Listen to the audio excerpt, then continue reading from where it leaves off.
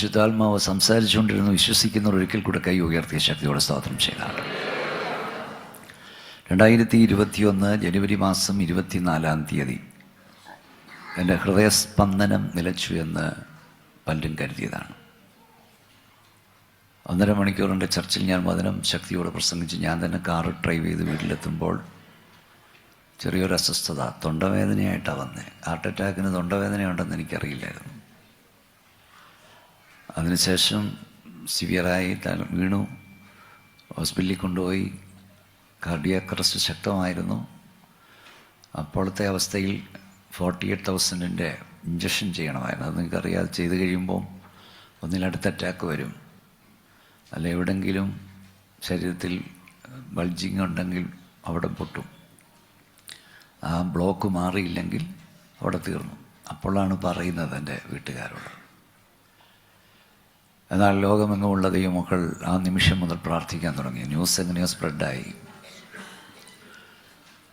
എൻ്റെ ഹൃദയസ്പന്ദനം നിലച്ചെന്ന് പിശാച് ചിന്തിച്ചപ്പോൾ 2026 മെയ് മാസം 31-ാം തീയതി പകൽ ഞാനിവിടെ നിൽക്കണമെന്ന് ദൈവം തൻ്റെ പ്രോഗ്രാമിൽ എഴുതി വച്ചിരുന്നു. ഞാൻ ആയിരങ്ങളോട് വിളിച്ചു പറഞ്ഞ് നിങ്ങളോട് ഒന്നുകൂടെ പറയാം, പിശാചിൻ്റെ പദ്ധതികൾ പരാജയപ്പെടും, ദൈവത്തിൻ്റെ പദ്ധതി വിജയിക്കും. കയ്യൊന്ന് ഉയർത്തിപ്പിടിച്ച് വായം തുറന്ന് ദുഷ്ടപിശാചികൾക്ക് പറ, പിശാചെ എന്നെക്കുറിച്ചുള്ള, എൻ്റെ കുടുംബത്തെക്കുറിച്ചുള്ള, എൻ്റെ കുഞ്ഞുങ്ങളെക്കുറിച്ചുള്ള നിന്റെ പദ്ധതികൾ പരാജയപ്പെടും, എൻ്റെ ദൈവത്തിൻ്റെ പദ്ധതി വിജയിക്കും. കൈയടിച്ച് വാ തുറന്ന് ശക്തിയോടെ സ്തോത്രം പറ. പിശാചിൻ്റെ പദ്ധതികൾ പരാജയപ്പെടും. ഹല്ലേലൂയ. ദൈവത്തിൻ്റെ പദ്ധതി വിജയിക്കും.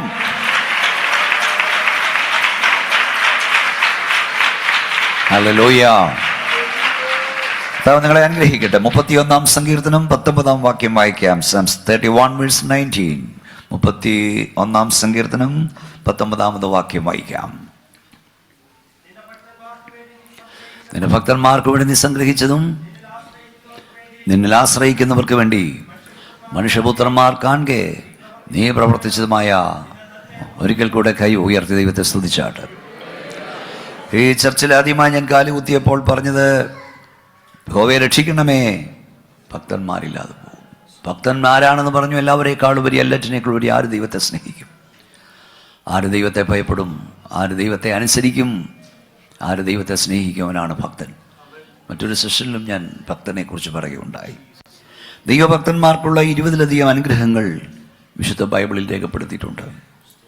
നിങ്ങളൊരു ദൈവഭക്തനാണെങ്കിൽ അനുഗ്രഹം നിങ്ങൾക്കുള്ളതാണ്. അതിൽ അതിപ്രധാനമായ 2 കാര്യങ്ങൾ ഇന്ന് വായിച്ച സങ്കീർത്തനമുണ്ട്. തുടക്കം ഇങ്ങനെയാണ്: നിന്റെ ഭക്തന്മാർക്ക് വേണ്ടി നീ സംഗ്രഹിച്ചതും നിന്നെ ആശ്രയിക്കുന്നവർക്ക് വേണ്ടി മനുഷ്യപുത്രന്മാർ കാണെ നീ പ്രവർത്തിച്ചതുമായി നിന്റെ നന്മ എത്ര വലുത്. ദൈവം തൻ്റെ ഭക്തന്മാർക്ക് വേണ്ടി നന്മ കരുതി വെക്കുന്നു, നന്മ നോക്കി വെക്കുന്നു, നന്മ സംഗ്രഹിച്ചു വെക്കുന്നു. നിങ്ങൾ ചെയ്യുന്ന ജോലി ദൈവം നിങ്ങൾക്ക് വേണ്ടി നോക്കി വെച്ചിരുന്നതാണ്. നിങ്ങളുടെ വീടിരിക്കുന്ന സ്ഥലം ദൈവം നിങ്ങൾക്ക് വേണ്ടി നോക്കി വെച്ചതാണ്. നിങ്ങൾ ആരാധിക്കുന്ന സ്ഥലം ദൈവം നിങ്ങൾക്ക് വേണ്ടി നോക്കി വെച്ചതാണ്. അകത്തിരിക്കുന്ന ആർക്കെങ്കിലും വീടില്ലേ ഭാരപ്പെടരുത്, ജോലിയില്ലേ ഭാരപ്പെടരുത്, കൈ ഉയർത്തി വാ തുറന്ന് പറ, ദൈവം എനിക്ക് വേണ്ടി നോക്കി വെച്ചിട്ടുണ്ട്, ദൈവം എനിക്ക് വേണ്ടി കരുതി വെച്ചിട്ടുണ്ട്. ദൈവം നോക്കി വെക്കുന്നവനാണോ? യെഹെസ്കേൽ പ്രവചനം 20-ാം അധ്യായം 6-ാം വാക്യം. യെഹെസ്കേൽ 20:6. പെട്ടെന്ന് വായിച്ചോ.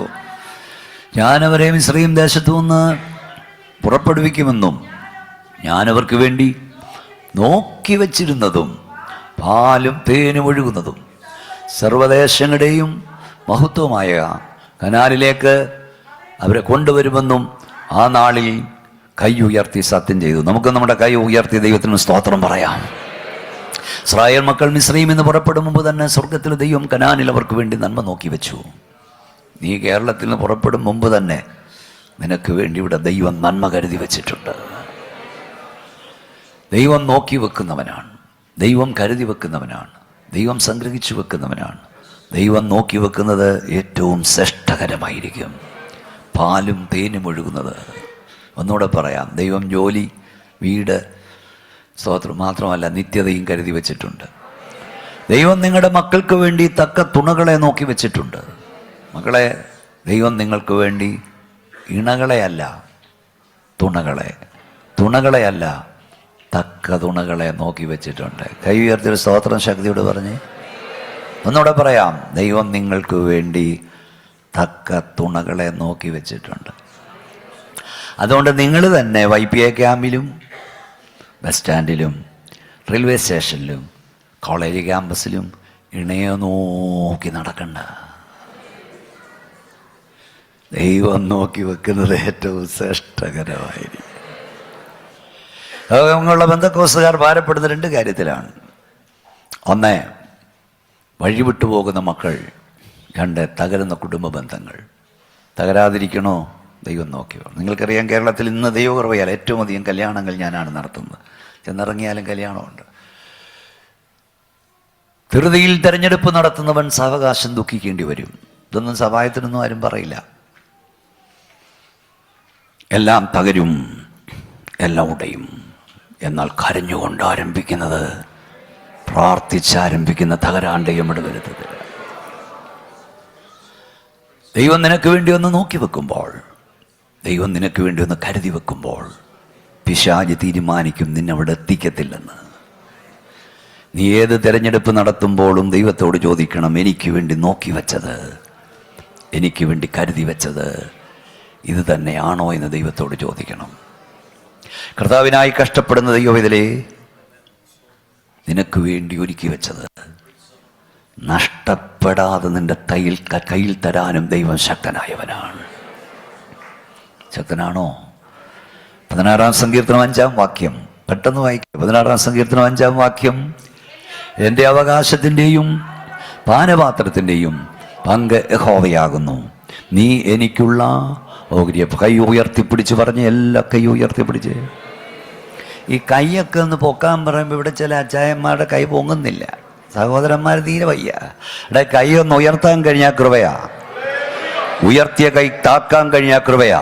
വായൊന്ന് തുറക്കാൻ കഴിഞ്ഞാൽ കൃപയാ. ആ തുറന്ന വാ അടയ്ക്കാൻ കഴിഞ്ഞ കൃപയാ. കയ്യൊന്ന് അടിക്കാൻ കഴിഞ്ഞ കൃപയാ. എല്ലാവരും വാ തുറന്ന് കരമടിച്ച് ശക്തിയോട് ദൈവത്തെ സ്തുതിച്ചാട്ടെ. യേശുവിന്റെ നാമത്തിൽ ഹല്ലേലൂയ. കൃപ. ആമേൻ.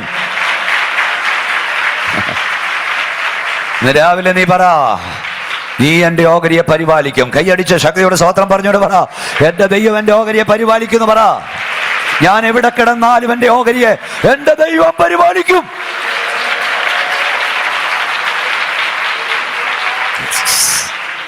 നീ എനിക്കുള്ള ഓഹരിയെ പരിപാലിക്കും.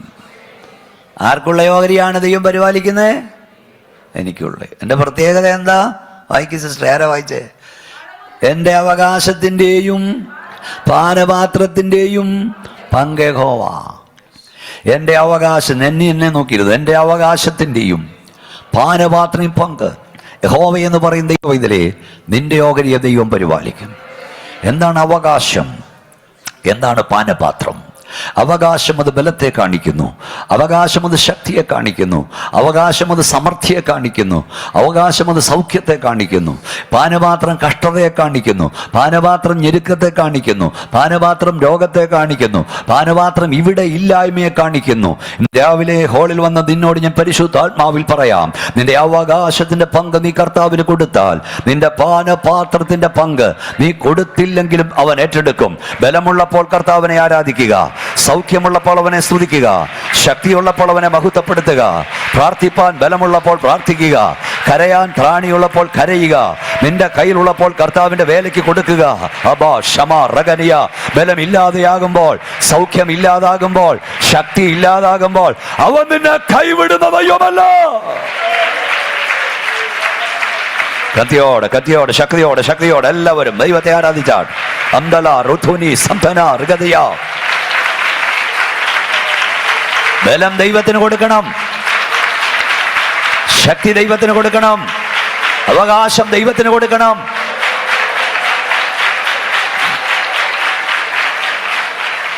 നീ പാനപാത്രവുമായിട്ടല്ല ദൈവത്തിൽ ചെല്ലേണ്ടത്, അവകാശമായി ചെല്ലണം. ഒന്നുകൂടെ ആവർത്തിക്കാം. കരയാൻ ത്രാണിയുള്ളപ്പം കരഞ്ഞോണം, ഉപസിപ്പാൻ ബലമുള്ളപ്പോൾ ഉപസിച്ചോണം, പ്രാർത്ഥിപ്പാൻ ശക്തിയുള്ളപ്പോൾ പ്രാർത്ഥിച്ചോണം, നിന്റെ കയ്യിലുള്ളപ്പോൾ കർത്താവിൻ്റെ വേലയ്ക്ക് കൊടുത്തോണം. ബലമില്ലാതാകുമ്പോഴല്ല, പലരും അവകാശത്തിന് പങ്ക് കൊടുക്കില്ല, പാനപാത്രത്തിന് പങ്ക് കൊടുക്കും. ചായക്ക് പ്രോബ്ലമൊന്നും ഇല്ലാത്തപ്പോൾ എന്തിനാ കരയുന്നില്ലേ? ജോലിക്ക് പ്രശ്നമൊന്നും ഇല്ലാത്തപ്പോൾ എന്തിനാ ഉപവസിക്കുന്നത്? പാനപാത്രവുമായല്ല ചെല്ലേണ്ടത്. കരയാൻ പ്രത്യേക കാര്യമൊന്നും ഇല്ലെങ്കിലും ദൈവത്തിൽ കരയുന്ന ചിലവിടെ ഉണ്ട്. അവർക്ക് ഞാൻ ദൈവത്തെ സ്തുതിക്കുന്നു. പലപ്പോഴും പാനപാത്രം കൊണ്ടാണ് ചെല്ലുന്നത്. പ്രശ്നം വരുമ്പോഴല്ല ദൈവത്തെ അന്വേഷിക്കേണ്ടത്, ബലമുള്ളപ്പോൾ ദൈവത്തെ സ്തുതിച്ചോണം. ഈ ഭൂമിയിൽ നിനക്ക് എത്ര ബലമുണ്ടോ അത്ര ബലത്തോട് ദൈവത്തെ സ്നേഹിക്കണം. എല്ലാറ്റിനും കണക്ക് കൊടുക്കണം. ഈ ആയുസ്സിൽ ഈ ഭൂമിയിലായിരിക്കും ദിനങ്ങൾക്ക് കണക്ക് കൊടുക്കണം, സമയത്തിന് കണക്ക് കൊടുക്കണം, ദൈവം നിന്റെ ഏൽപ്പിച്ച പണത്തിന് കണക്ക് കൊടുക്കണം, മക്കളുടെ കണക്ക് കൊടുക്കണം. ഹല്ലേലൂയ. എന്തിനാ ഏറ്റവും കൂടുതൽ സമയം ഉറങ്ങാനാണോ ചിലവഴിച്ചേ? കുറഞ്ഞ പക്ഷം കുഞ്ഞെ, ദൈവത്തിൽ നിൽക്കുമ്പോൾ നിനക്ക് പറയാൻ പ്രാഗൽഭ്യമുണ്ടാകണം. ഞാൻ ഈ ഭൂമിയിൽ ഉയർത്തിയ ഏറ്റവും വലിയ ശബ്ദം എൻ്റെ കർത്താവിനെ സ്നേഹിപ്പാനാ. മനസ്സ് വെച്ചാൽ മതി. ഇന്ന് രാവിലെ 2 സെഷനായിരുന്നു. ഒരെണ്ണം ഞാൻ കഴിഞ്ഞ ഒരു പ്രസംഗം 1.5 മണിക്കൂർ പ്രസംഗിച്ചിട്ട് വന്നിരിക്കുക. മൈക്കും കൊണ്ട് കയറുമ്പോഴുള്ള സൗണ്ട് കേട്ടില്ലേ? അത് കഴിയുമ്പോൾ ഉണ്ടല്ലോ.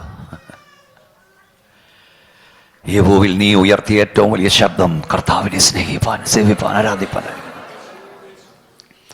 2 പിള്ളേർ സൺഡേ സ്കൂളിൽ പോവുകയാണ്. ഞാൻ കൃത്യസമയം നിർത്തണം, അതുകൊണ്ടാണ്. 2 പിള്ളേർ സൺഡേ സ്കൂളിൽ പോവുകയാണ്. അമ്മ 2 വെള്ളി രൂപ എടുത്തു കൊടുത്തു.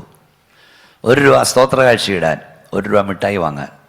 മിഠായി വാങ്ങാൻ കാശ് കിട്ടിയാൽ ചിലരൊക്കെ സൺഡേ സ്കൂളിൽ പോകില്ലേ? 2 രൂപ കൊടുത്തു. എന്തിനാ കൊടുത്തേ? 1 രൂപ സ്തോത്ര കാഴ്ച ഇടാൻ, 1 രൂപ മിഠായി വാങ്ങാൻ. വീട്ടിൽ നിന്ന് ഇറങ്ങിയപ്പം മുതൽ അവൻ 2 രൂപയും മേളോട്ടെറിയും പിടിക്കും, മേളോട്ടെറിയും പിടിക്കും, മേളോട്ടെറിയും പിടിക്കും. പോയ പോക്കി 2 രൂപയും പോയി. തപ്പി വന്നപ്പോൾ 1 രൂപ കിട്ടി. അവൻ മിടുക്കനായിരുന്നു. അവൻ പറഞ്ഞു, കർത്താവേ, എൻ്റെ കാശ് എൻ്റെ കിട്ടി, നിൻ്റെ കാശ് നീ നോക്കിയെടുത്തോളെ. അപ്പം പോയതാരുടെ കാശാ? അയ്യോ എന്ന് പറ. ഉറക്കെ പറ. പോയതാരുടെ കാശാ? ദൈവത്തിൻ്റെ. കീശയിൽ കിടക്കുന്ന ആരുടെയാ? നമ്മുടെ. പാസ്റ്റർ ഞാൻ ഇങ്ങോട്ട് കയറി വന്നപ്പോൾ അതും പ്രസംഗിച്ചുകൊണ്ടിരിക്കുക. പോകുന്നതെല്ലാം ദൈവത്തിൻ്റെ, കീശയിൽ കിടക്കുന്നതെല്ലാം പറ നമ്മുടെ.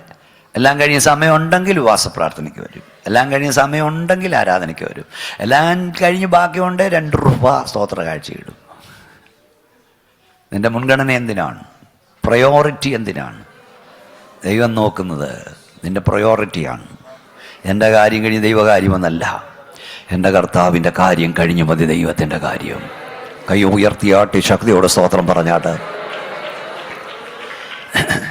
ഞാൻ സ്തോത്രകാഴ്ചയെക്കുറിച്ച് പറഞ്ഞപ്പോഴാണ് പണ്ടത്തെ സ്തോത്രകാഴ്ച ഓർമ്മ വന്നത്. പണ്ട് എത്ര പേര് സൺഡേ സ്കൂളിന് പോയെന്ന് അറിയട്ടെ. പണ്ട് എന്താ സൺഡേ സ്കൂളിൽ മുമ്പ് എന്താ കൊണ്ടുപോകുന്നേ? ഉറക്കെ പറ. കേട്ടില്ല. പിടിയരി, പിന്നെ നുള്ളരി. 2 ശരിയാ. പിടിയരി, നുള്ളരി. അന്ന് പൈസയൊന്നുമില്ല. അദ്ദേഹം കണ്ട് പാഴ്സലേജിൽ പിടിയരി കൊണ്ട് ആളാവും ഇരിക്കുന്നത്. പിടിയരി എന്താണെന്ന് പിള്ളേർക്ക് അറിയില്ല. ഈ കണ്ടിക്കൊക്കെ അടിച്ച് കിടക്കുമ്പം പിരിയടി എന്താ, ഞുള്ളരി എന്താ, അതൊക്കെ ഒന്ന് പഠിപ്പിക്കണം. അരി അഴുകി അടപ്പയിലിടും മുമ്പ് അതിലെ 1 പിടി അമ്മ മാറ്റിയിടും. 24 അരിയേ ഉള്ളൂ, 7 പേര് കഴിക്കാനുണ്ടെങ്കിലും അതിലെ 1 പിടി മാറ്റിയിരിക്കും. ഉള്ളത് കൊണ്ട് കഴിച്ചാൽ മതി. 10 തവണ അരി ഇട്ടാലും മാറ്റിയിട്ടിട്ട് അതിലെ 1 പിടി വാരി സൺഡേ സ്കൂളിന് തരും. അതിലെ ബാക്കിയുള്ളത് പേഴ്സണാജി കൊണ്ട് കൊടുക്കും. അപ്പം സൺഡേ സ്കൂളിൽ അന്ന് പൈസ ഒന്നും വിടാനില്ല. ഞങ്ങളൊക്കെ പോകുന്ന കാലത്ത് പിടിയരിയും കൊണ്ടാണ് പോകുന്നത്. അരി ഇടും. അപ്പം ഈ പല പാത്രത്തിൽ നിന്ന് വരുന്ന അരിയാ, അതെടുത്താണ് പാസ്റ്റർ കൊടുക്കുന്നത്. അപ്പം ഈ പാസ്റ്ററുടെ വീട്ടിലെ അന്ന് ഉച്ചയ്ക്ക് ചോറ് കളർഫുള്ളാണ്, ബിരിയാണി പോലെ ഇരിക്കും. ഏതെല്ലാം കളറാ കണ്ടിരുന്ന് ചിരിക്കുന്നത് കണ്ടില്ലേ? പിടിയരി.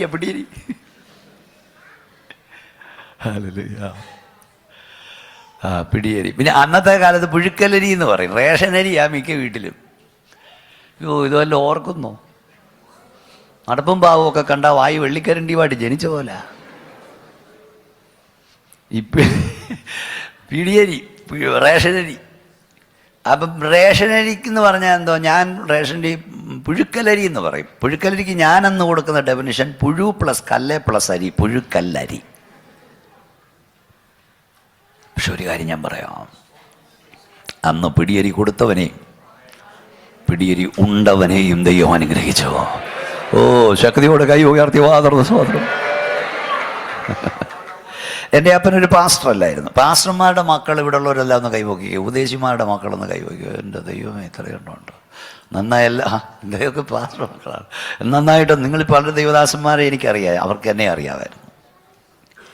എനിക്ക് സന്തോഷമുള്ള അടുത്ത നെക്സ്റ്റ് ജനറേഷനോടാണ് ഞാനിപ്പോൾ പ്രസംഗിച്ചുകൊണ്ട് നിൽക്കുന്നത്. ഞാൻ നമ്മുടെ അച്ഛൻ്റെയൊക്കെ വീട്ടിൽ ചെന്നപ്പോൾ 35 വർഷം മുമ്പ് ഞാനിവിടെ വരുമ്പോൾ ഉണ്ടോ 1, 2, 3 പേരെ ഇപ്പോൾ ഉള്ളൂ എല്ലാ സഭകളിലും. ആരാരുമില്ല. ആ തലമുറയോട് പ്രസംഗിക്കാൻ കൃപ തന്നു. അവരെല്ലാം പോയി, ജോലിയിലായാലും നിത്യതയിലും ഒക്കെ പോയി. അടുത്ത തലമുറയാണ് എൻ്റെ മുമ്പിൽ. ആ തലമുറയോടും പ്രസംഗിക്കാൻ ദൈവം എനിക്ക് കൃപ നൽകി. എൻ്റെ അപ്പനൊരു പാസ്റ്ററല്ലായിരുന്നു. എന്നെ നോക്കിയിരിക്കൂ, പാസ്റ്റർമാർക്ക് അരി കൊണ്ട് കൊടുക്കുന്നവനായിരുന്നു. എങ്കിലും എനിക്ക് ഈ ദൈവദാസന്മാർ എന്തോ ഒരു അറ്റാച്ച്മെൻറ്റ് ഇവരോടുണ്ട്. എൻ്റെ അപ്പൻ പാസ്റ്ററല്ലായിരുന്നു. 2 കിലോ കപ്പ വാങ്ങിച്ചാൽ 1 കിലോ ഞങ്ങളുടെ പാസ്റ്റർക്കുള്ളതായിരുന്നു. 2 കിലോ അരി വാങ്ങിച്ചാൽ 1 കിലോ പാസ്റ്റർ. അന്നത്തെ പട്ടിണിയുടെ കാലത്ത് കൊച്ചുകുടിൽ ഓലക്കൊട്ടിലിൽ അനേക ഭക്തന്മാരെ കൊണ്ട് താമസിപ്പിച്ചു. അതുകൊണ്ട് തമ്പുരാൻ തൻ്റെ നാമത്തോട് കാണിച്ച സ്നേഹം മറന്നില്ല. ദൈവം തമ്പുരാൻ എന്നെ ഓടിച്ചിട്ടങ്ങ് തീറ്റുക. ഭക്തനത്തിയുടെ ധൈര്യമുണ്ട്, അവൻ്റെ മക്കൾക്കും ശരണമുണ്ടാകും. എൻ്റെ അപ്പൻ എൻ്റെ 7-ാം വയസ്സിൽ നിത്യത്തിലേക്ക് പറന്നു പോയതാണ്. അപ്പൻ ദൈവത്തോട് കാണിച്ച സ്നേഹം മറന്നില്ല. ഞാൻ പറഞ്ഞില്ല, ഓടിച്ചിട്ട് തീറ്റുക. ഈ ആകാശത്തിന് കീഴിൽ നിങ്ങളെന്നെ നോക്കുന്നുണ്ടോ? നിങ്ങൾ കണ്ടിട്ടില്ലാത്തതും അറിഞ്ഞിട്ടില്ലാത്തതും ഈ ഭൂമിയിൽ ആകാശത്തിന് കീഴിൽ എന്തെല്ലാം ഭക്ഷണ പദാർത്ഥങ്ങളുണ്ടോ അവയെല്ലാം കൂമ്പാരമായി ദൈവം എൻ്റെ മുമ്പിൽ കൊണ്ട് കൂട്ടി. വേണ്ടായെന്നും പറഞ്ഞു ഓടുക. അതുകൊണ്ടായി പരുവത്തി ഇപ്പോഴും ഇരിക്കുന്നത്. ഭക്തനത്തിൻ്റെ ധൈര്യമുണ്ട്, തൻ്റെ മക്കൾക്കും ശരണമുണ്ടാകും. ഒരിക്കൽ 21 ദിവസം 21 വീട്ടിൽ ഞാൻ താമസിച്ചു. അതിശയമാണോ? ഓരോ വീട്ടിലും ഓരോ ദിവസം ഓരോ വീട്ടിൽ. അവർ പറഞ്ഞു, ഒരു ദിവസം ഞങ്ങളുടെ കൂടെ കഴിയണം പാസ്റ്റർ. ഇംഗ്ലണ്ടിലാണ് തോന്നുന്നു. അമേരിക്ക ചെന്നപ്പോൾ ആ റെക്കോർഡ് പോയിച്ചു 30 ദിവസം. അപ്പോൾ 21 ദിവസം 21 വീട്. 21 ദിവസം കഴിയുമ്പോൾ ഞാൻ തിരിച്ച് ഓരോ വീട്ടിൽ ചെല്ലുമ്പോൾ ഒരു പുതിയതായിട്ടൊരു വീട്ടിൽ ചെല്ലുമല്ലോ, ഒരു പുതിയ ബെഡ്ഷീറ്റ് അവിടെ വിരിച്ചിരിക്കും, ഒരു പുതിയ തോർത്ത് തരും, ഒരു പുതിയ സോപ്പ്. വീട്ടിൽ കൊണ്ടുപോകാനല്ല കേട്ടോ പാസ്റ്ററെ. ഞാൻ 22-ാം ദിവസം ചിന്തിക്കുകടാ, ഇംഗ്ലണ്ടിൽ നിന്ന് ഇന്ത്യയിൽ നിന്ന് ഏത് മന്ത്രി ഇംഗ്ലണ്ടിൽ വന്നാലാ 21 ദിവസം 21 സോപ്പിട്ട് കുളിക്കുന്നേ? ഞാനിത് ഞാൻ കരഞ്ഞില്ലല്ലേ അതിശയം. പാവപ്പെട്ട ദൈവവൃത്യന്മാരെ എൻ്റെ അപ്പൻ ഊട്ടിയതിൻ്റെ ഫലമാണ്. നിങ്ങൾ എന്നെ കൈവെള്ളെ കൊണ്ട് നടക്കുന്നത്. നിങ്ങൾ മാത്രമല്ല, നിങ്ങൾ വിചാരിക്കുന്നത് ലോകത്തെ എവിടെയെങ്കിലും ഇറങ്ങിയാൽ മതി. അതിപ്പം കേരളത്തിലോ ഇന്ത്യയിലോ ബാംഗ്ലൂരോ മദ്രാസോ കാല് കുത്തിയാൽ മതി, ത്രാഞ്ചിക്ക് കൊണ്ടുപോകാൻ ആളാ. ലോകത്തിലെ ഏറ്റവും വലിയ ധനവാനായ അബ്രഹാം അതികാലത്ത് എഴുന്നേറ്റ് മിസ്രൈമദാസിയായ ഹാഗാറിനെ യാത്രയാക്കി. ഒരായുസ് മുഴുവൻ അബ്രഹാമിന് വേണ്ടി ഹാഗാർ അധ്വാനിച്ചതിന് അബ്രഹാം കൊടുത്തത് ഒരു തുരുത്തി വെള്ളവും അല്പവുമായിരുന്നു. ഇന്ന് രാവിലെ ഹോളിൽ വന്ന ദൈവപൈതലേ, ഈ ലോകത്തിലെ ഏറ്റവും വലിയ ധനവാനും നിനക്ക് തരുന്നതിന് പരിമിതിയുണ്ട്. നിന്റെ തലമുറയ്ക്ക് തരുന്നതിന് പരിമിതിയുണ്ട്. മനുഷ്യൻ തരുന്നതിന് പരിമിതിയുണ്ട്. ദൈവം തരുന്നതിന് പരിമിതിയില്ല. പരിമിതി കൂടാ നിന്നെയും നിന്റെ തലമുറയെ അനുഗ്രഹിപ്പാൻ ശക്തനായവൻ ഇന്ന് രാവിലെ ഇവിടെ ഇറങ്ങി വന്നിട്ടുണ്ട്. വാ തുറന്ന് ശക്തിയോടെ ദൈവത്തെ ആരാധിച്ചു. ഹല്ലേലൂയ.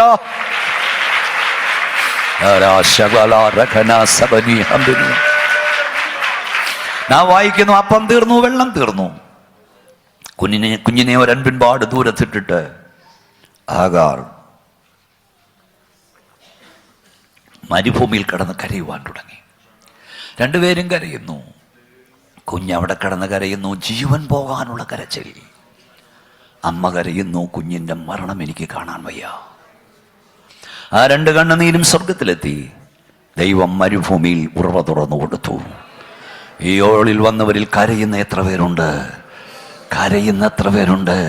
കരയുന്ന നിനക്കും നിന്റെ തലമുറയ്ക്കും വേണ്ടി മരുഭൂമിയിലും ഉറവ് തുറക്കുവാൻ ശക്തിയുള്ളവൻ ഇവിടെ ഇറങ്ങി വന്നിട്ടുണ്ട്.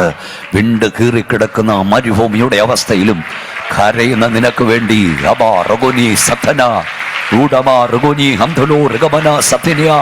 ഉറവ് തുറക്കുവാൻ അവൻ ശക്തൻ.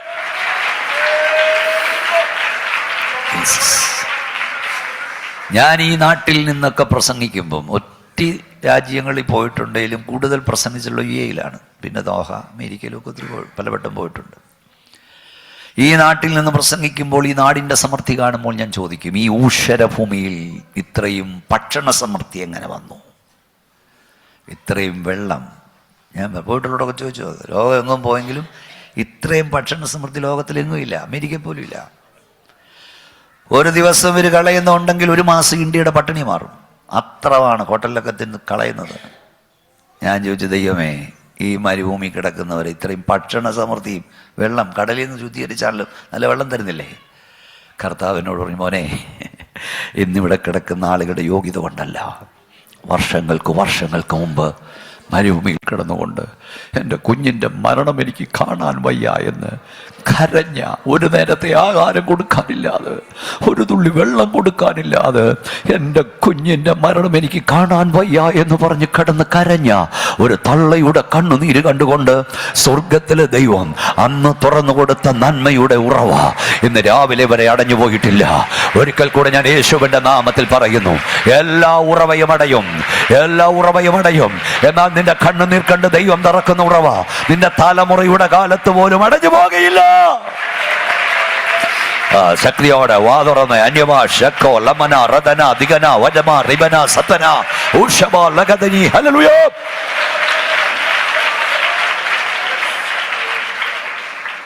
ഒന്നുകൂടെ ഞാൻ പറയാ, എല്ലാം അടയും, എല്ലാ ഉറവയും അടയും. എന്നാൽ നിന്റെ കണ്ണുനീര് കണ്ട് ദൈവം തുറക്കുന്ന ഉറവ നിന്റെ തലമുറയുടെ കാലത്ത് പോലും അടഞ്ഞു പോയില്ല. ഞാൻ നിങ്ങളോടൊരു കാര്യം പറയാം, നാം അനുഭവിക്കുന്ന നന്മ നമ്മുടെ ക്വാളിഫിക്കേഷൻ കൊണ്ട് കിട്ടിയതല്ല. നീ ഇരിക്കുന്ന കസേര ഇരിക്കാൻ മക്കളെ വേറെ ആരും ഇല്ലാഞ്ഞിട്ട് ഇരുത്തിയതല്ല. നീ അനുഭവിക്കുന്ന സകല നന്മയുടെയും പിമ്പിലൊരു കാര്യമുണ്ട്. ഒന്നുകിൽ നീ ഒരു കുഞ്ഞായിരിക്കുമ്പോൾ, അല്ല നിന്റെ അപ്പനും അമ്മയും ഒരു കുഞ്ഞായിരിക്കുമ്പോൾ നിന്നെ നിരത്തി ഉറക്കി കിടത്തിയിട്ട് നീ ഉറങ്ങിയപ്പോഴും നിന്റെ അപ്പൻ കട്ടിലിനരികിയിരുന്നു, നിന്റെ അമ്മ നിന്റെ അരിയിലിരുന്നു. അവിടെ ഇരുന്നുകൊണ്ട് കരഞ്ഞു, കർത്താവേ, നാളെ എൻ്റെ കുഞ്ഞിനെ എങ്ങനെ സ്കൂളിൽ വിടും? എവിടുന്ന് മാറി ഉടുക്കാൻ കൊടുക്കും? ഭക്ഷണം എവിടുന്ന് കൊടുക്കും? ഫീസ് എവിടുന്ന് കൊടുക്കും എന്ന് പറഞ്ഞ് നീ ഉറങ്ങിയപ്പോഴും നിന്റെ അരിയിലിരുന്ന് കരഞ്ഞ, കണ്ണുനീര് കൊണ്ട് നിന്റെ ദേഹം നനച്ച നിന്റെ അപ്പൻ്റെ കണ്ണുനീർ, നിന്റെ അമ്മയുടെ കണ്ണുനീർ തുരുത്തിയിലാക്കി വെച്ച ദൈവം നിന്റെ അപ്പനോട് ചെയ്ത, നിന്റെ അമ്മയോട് ചെയ്ത ദൈവ വാഗ്ദത്തത്തിൻ്റെ നിവർത്തിയാണ് ഈ രാവിലെ നീ അനുഭവിക്കുന്ന നന്മയെന്ന് മറക്കരുത്. എല്ലാ ഉറവയും അടഞ്ഞപ്പോൾ, എല്ലാ കരങ്ങളും പിൻവലിച്ചപ്പോൾ, സഹായിപ്പാൻ ആരുമില്ലാതെ എല്ലാ കരങ്ങളും പിൻവലിക്കപ്പെട്ടു. അവര് സ്വർഗത്തിലെ നോക്കി കരഞ്ഞു. ഒരു പക്ഷെ അത് കാണാൻ നിന്റെ അപ്പൻ ജീവനോടില്ലായിരിക്കാം, നിന്റെ അമ്മ ജീവനോടില്ലായിരിക്കാം. നീയും നിന്റെ തലമുറയും അനുഭവിക്കുന്ന നന്മ സകല ഉറവയും അടയപ്പെട്ടപ്പോൾ കണ്ണുനീര് കണ്ട് ദൈവം തുറന്ന ഉറവയിൽ നിന്ന് നീ നിന്റെ കണ്ണുനീർ എന്ന് നീയും നിന്റെ തലമുറയും അത് മറക്കുമോ? അന്ന് ദൈവം നിന്റെ ശത്രുവാകും, മറക്കരുത്. മക്കളെ പഠിപ്പിച്ചോണം, കുഞ്ഞെ, കണ്ണുനീര് കണ്ട് ദൈവം തുറന്നു ഉറവയാ. പണ്ടൊക്കെ ഞാൻ പറഞ്ഞില്ലേ, പാട്ട് പാടുമ്പം കരയും, സാക്ഷി പറയുമ്പം കരയും. ഈ ഗൾഫിൽ വന്ന കണ്ണുനീരും കരച്ചിലും ആരാധന ഉള്ളായിരുന്നു. ഈ സഭയിൽ കരയുന്നത്ര ദൈവമക്കളുണ്ട്. നിങ്ങളോട് ഞാൻ പരിശുദ്ധാത്മാവിൽ പറയാം, നിങ്ങൾ കരയുന്നവരെങ്കിൽ, പ്രാർത്ഥിക്കുന്നവരെങ്കിൽ, നിങ്ങളുടെ കണ്ണടയും മുമ്പ് നിന്റെ തലമുറ എഴുന്നേറ്റ് സാക്ഷ്യം പറയുക, എൻ്റെ അമ്മയുടെ കണ്ണുനീരെന്നെ വലിയവനാക്കി, എൻ്റെ പപ്പയുടെ കണ്ണുനീരെന്നെ വലിയവനാക്കി. എൻ്റെ മമ്മിയുടെ കണ്ണുനീർ എന്നെ വലിയവളാക്കി. എത്രയോ വേദിയിൽ എന്നെ ഞാൻ നോക്കും, ബാക്കി സാക്ഷിയൊക്കെ പറഞ്ഞ് ശ്രദ്ധിച്ചുകൊണ്ടിരിക്കും. എത്ര വേദികളിൽ എത്ര കുഞ്ഞുങ്ങൾ എഴുന്നേറ്റ് ഗ്രാജുവേറ്റ് ഒക്കെ ചെയ്തിട്ട് വന്നിട്ട് പറയും, എൻ്റെ പപ്പയുടെ കണ്ണുനീർ എന്നെ വലിയവനാക്കി. എൻ്റെ മമ്മി, ഞാനിവിടെ വന്നത് ഇതുവരെ എൻ്റെ യോഗ്യതയല്ല, എൻ്റെ അപ്പൻ്റെ കണ്ണുനീരാ, എൻ്റെ അമ്മയുടെ കണ്ണുനീരാ. കരയുന്ന നിന്നോട് ഞാൻ പരിശുദ്ധാത്മാവിൽ പറയുന്നു, നിന്റെ കണ്ണടയും മുമ്പ് നിന്റെ തലമുറ എഴുന്നേറ്റെന്ന് സാക്ഷ്യം പറയും. എൻ്റെ അപ്പൻ്റെ കണ്ണുനീർ, എൻ്റെ അമ്മയുടെ കണ്ണുനീർ എന്നെ വലിയവനാക്കി. നിറഞ്ഞ കണ്ണുകളോട് അത് കാണാൻ ദൈവം നിനക്ക് ഭാഗ്യം തരാൻ പോകുകയാ. കൈകളടിച്ച ശക്തിയോടെ അന്യഭാഷ ദൈവത്തെ സ്തുതിക്ക്. ഹല്ലേലൂയ.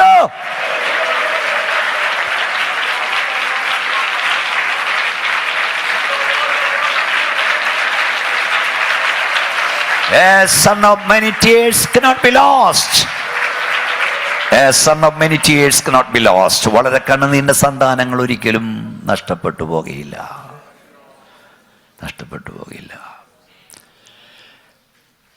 ലോകത്തിലെല്ലാവർക്കും നിങ്ങളെ ആവശ്യം നിങ്ങൾക്ക് ബലമുള്ളപ്പോഴാണ്. നിങ്ങൾ ജോലി ചെയ്യുന്ന സ്ഥാപനത്തിൽ നിങ്ങളെ ആവശ്യം നിങ്ങൾക്ക് സൗഖ്യമുള്ളപ്പോഴാണ്, ശക്തിയുള്ളപ്പോഴാണ്. ആരോഗ്യമില്ല ആർക്കും വേണ്ട. ഒരു പാസ്റ്ററിനെ എത്ര നാൾ സഭയ്ക്ക് വേണം? ശബ്ദമടയ്ക്കുന്നിടം വരെ. 3 വർഷമൊക്കെ ടേമ. ഒരു മാസം 30 ദിവസമുണ്ട്. 30 ദിവസം ഇതേ ശബ്ദത്തോടെ നിന്ന് പ്രസംഗിക്കുന്നവനാണ് ഞാൻ. 30 ദിവസം രാവും പകലും. കണ്ടില്ലേ എത്ര ദിവസം ഇവിടെ നിൽക്കുന്നു. 2027 ഡിസംബർ വരെ പല രാജ്യങ്ങളിൽ പല സ്റ്റേറ്റുകളിൽ ഞാൻ പ്രോഗ്രാം കൊടുത്തിട്ടുണ്ട്. 2027 ഏതാ ഡിസംബർ മാസം വരെ. ഭീമോനച്ചന് എത്ര നാൾ ജനത്തിന് വേണമെന്നറിയാമോ? തൊണ്ടയടയ്ക്കുന്നിടം വരെ. ശബ്ദം അടച്ചാൽ പിന്നെ ആർക്ക് വേണം? എന്നാൽ എനിക്കറിയാം ഞാൻ ആർക്കു വേണ്ടിയാണ് ശബ്ദിക്കുന്നതെന്ന്. എൻ്റെ ശബ്ദമില്ലാതെയായാലും ആവശ്യമുള്ള ഒരുവനുണ്ട്, അവന് വേണ്ടിയാണ്. കയ്യൊന്ന് ഉയർത്തിയ ശക്തിയോടെ സോദരം പറഞ്ഞ് ഞാൻ പെട്ടെന്ന് സാധാരണ പറയാം. ഞാൻ കാർഡിയാക് അറസ്റ്റ് വന്നകത്ത് കൊണ്ടുപോയി ഹോസ്പിറ്റലിൽ പോയി ശ്വാസം നേരെ വീണ ഒരു സഹോദരി അതിൽ നേഴ്സ് ഉണ്ടായിരുന്നു. അവിടെ താങ്ക് ഗോഡ് എന്ന് പറയുന്നത് ഞാൻ കേട്ടു. അപ്പോൾ എനിക്ക് മനസ്സിലായി ഏതാണ്ട് ലെവലായിരുന്നു. ഞാൻ വിചാരിച്ച ഭാഷ അതോട് തീർന്നെന്നാ. അപ്പോൾ ഉരുട്ടിക്കൊണ്ട് വന്നിട്ട് വേറൊരു ആംബുലൻസിലോട്ട് കയറ്റുക, ആ ഹോസ്പിറ്റൽ വേറൊരിടത്ത് കൊണ്ടുപോകാൻ. അപ്പോൾ ഞാൻ ഈ പോകുന്ന വഴി എൻ്റെ അസിസ്റ്റൻ്റ് പാസ്റ്റർ അങ്ങനെ ഓടി ഇങ്ങനെ നിൽക്കുക. ഞാൻ അങ്ങോട്ട് പോകുന്ന വഴി 3 വട്ടം പറഞ്ഞ് ഇന്ന് വൈകിട്ട് എനിക്കൊരു പ്രോഗ്രാം ഉണ്ട്, ഇന്ന് എനിക്കൊരു എൻ്റെ അസിസ്റ്റൻ്റ് പാസ്റ്റർ പറഞ്ഞ് എപ്പോഴും ചിരിക്കും, എന്നെ കളിയാക്കും. പ്രാണവേദന കിടക്കും പറയും, ഇന്ന് വൈകിട്ടൊരു പ്രോഗ്രാം ഉണ്ട്, അറേഞ്ച് ചെയ്യണം, അവരെ അറിയിക്കണം. അടുത്ത ആംബുലൻസിലേക്ക് കയറ്റി അടുത്ത ഹോസ്പിറ്റലിലോട്ട് പാഞ്ഞിനും പറഞ്ഞ് ഇന്ന് വൈകിട്ട് പ്രോഗ്രാം ഉണ്ട്. ഇതേ ഈ പാമ്പ് പിടിച്ചും ഞാൻ അങ്ങോട്ട് കൊണ്ടുപോയ വഴി അദ്ദേഹം വിളിച്ചു, പാസ്റ്റർ ഞങ്ങൾ അറിഞ്ഞു, ഞങ്ങൾ വേറെ ആളെ ആക്കിയെന്ന്.